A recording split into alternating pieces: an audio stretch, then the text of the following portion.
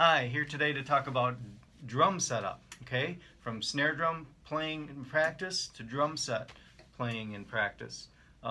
Proper posture and the way to set up things. Parents, hopefully this is helpful to you with your beginner students and as they learn drums and grow and be able to set up and adjust to their growth for drum sets. Okay, so basically, snare drum playing, your student should have a practice pad. That's the best tool. It's great. It's a very low investment. $20-$30 for like a double-sided pad like this. Has a soft playing rubber-sided pad and a harder pad that feels. Both of them feel like a drum depending on how it's tuned. And the nice thing about this is you can practice without disturbing people. So you don't have a loud sound of a drum, and you have a very good flat, clean playing surface for the student to practice on. Especially for beginner students with rebound, it's just good to have because it really bounces really nicely. Shows them, gets them to get the sticks working for them with rebound. Okay, so basic practice for rhythms, for reading notes, for doing things, practicing rudiments. Should be done on not on the drum set, but it can be done on the snare drum of the drum set as long as it's set up okay. But you should have a nice, just clean, and think of it symmetrically. There's a center line in your body, and everything should look the same on both sides, right and left. Okay. The height of the practice pad should be where, if a student is sitting or standing, either way, have them hang their arms at the sides, and then just lift them up to get into playing position. Now, playing position is, I always say, it's like a pizza. You're cutting a slice out of a pizza. Okay. Your stick should be playing in the center, in about a 2-inch circle in the center somewhere, and then you're angled like this, not like this. Okay. And to get the right setup just helps the students immensely with how they're playing, so they're not playing improperly with the drum too far away or too close. So should be just lift the arms up and place them right there. Okay, and should be able to hit the pad with the sticks on the tips, not with the shank part here. If they're doing that, that's like a rim shot on the drum, which is okay for special effect, but if they're doing that with every stroke they play, then it's too high. The pad is too high. Okay, they should be playing with the tip of the stick in the center, like that. Okay, so it's good to have a set space, a set place for them to practice and play their rudiments. Just a practice pad set up so that they can do that and focus on that and focus on how they're playing. Okay? All right, so moving on to the drum set.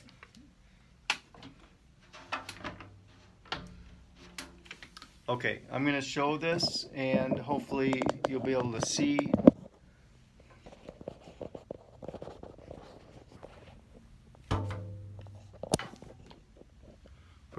From showing it this way, that I have the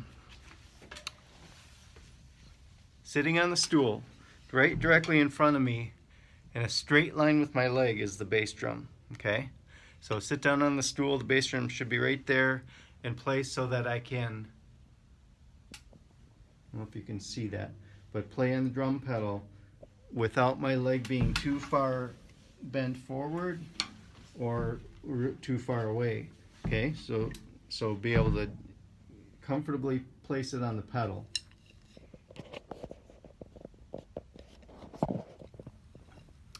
Okay, then right to the left of the bass drum pedal should be the snare drum. okay? And then on the other side of that is the floor tom. So you have bass drum, snare drum, floor tom. And I like them nice and close, so my leg is right in between the snare drum and the floor tom, okay? On the left side of the snare drum, now again, the snare drum is not too close to me. I'm not sitting right on top of it, because then I'm going to want to play over here rather than in the center, okay? So the snare drum should be right where, again, I lift up my arm, and then the snare drum is right there where I'm cutting the piece of the pizza if I would put my other stick in up there, but I'm holding the camera. So, okay, that's where it should be. Now, as far as height of the drum, if you notice here, I can play on the drum with the tip in the middle. I'm not hitting the rim. I'm not hitting a rim shot, okay, by accident. If I want to hit a rim shot, I can lower the stick just ever so slightly to get that, okay? But I can play comfortably without having to do anything goofy. If the drum were too high, I'd have to reach over the rim like this, and see what I'm doing to my wrist? Okay, you don't want that. Just nice, arm is straight, okay? That's about the height of it. Okay, now if the drum is too low, what's going to happen when I go to play? I'm going to hit my leg with my hand, okay? So I don't want that either. Everything's very close together. There's not a whole lot. If I would go up or down an inch, it would make a difference in my playing. So you want to find the sweet height where you can play the drum. I can feel, once in a while, my fingers will brush my leg when I'm hitting the drum. And if I hit a rim shot, I'm kind of hitting my leg at the same time, okay? So that's okay. Okay, we just don't want the drum too low where you're hitting the leg first, or all the time, okay? All right, so that's the snare drum. So snare drum, bass drum, snare drum, floor tom, hi-hat, okay? So everything should be kind of in a straight line like this. From the snare drum to the hi-hat, snare drum, floor tom, okay? So, and then the hi-hat, I pull it in as close to my snare drum as I can without overlapping, okay? So I can play one or the other. Same thing here, okay? And I can reach over with either hand comfortably, okay? So, and I don't know if you can see my feet, but it's kind of like a triangle. I mentioned before, stool here, my bass drum is in a straight line. My leg is straight that way. The other straight line is here. So I always think of it as a triangle between these, you know, the two pedals and the stool. Okay, does that make sense? Okay, so you're able to play bass drum notes and hi-hat very comfortably, and the snare drum's not in the way or anything, and you're not too far spread out. Now I see a lot of beginners set their snare drum way out here and then their hi-hat way out here. Everything's too far spread apart. Okay, so get it in tight, because playing close and have everything in close proximity is important, so that you're relaxed when you're playing, and everything's in pretty close distance where you're not straining or stretching to get to anything. Okay, now I have a tom-tom that's on top of on a separate stand on the bass drum. If you have tom-toms that are mounted to the bass drum, that's better yet, because you can then you'll have a directly lined up with your snare drum will be your first tom-tom up here, and then directly lined up with your floor tom would be your second tom here.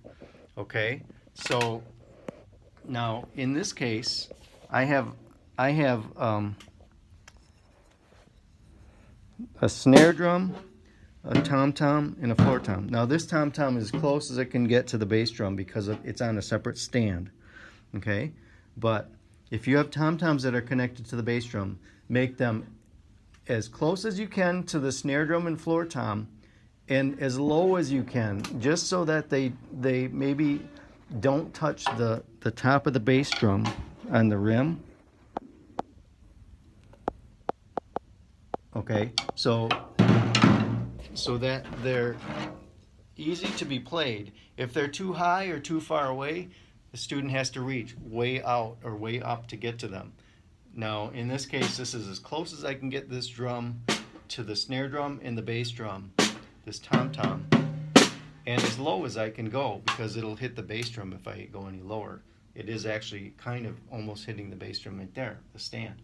So anyways, get those tom-toms nice, and if there's one here, low enough so that the student can easily play them. He's not reaching into space. Okay, so get those drums tight and as close in as you can. Okay, and watch a bunch of drum videos and you'll notice how they set things up, like on YouTube. Okay. All right. Then as far as cymbals, okay, you should have a ride cymbal. A ride cymbal means it's going to be rhythms are going to be played on it. Okay, and that should be to the right and in front of the floor tom beside the bass drum. Okay, you can overlap the floor tom a little bit because you can still play the floor tom and have the cymbal without accidentally hitting the cymbal. Okay, that's okay. You can also put the ride cymbal higher and angled up towards the player. So that's okay too.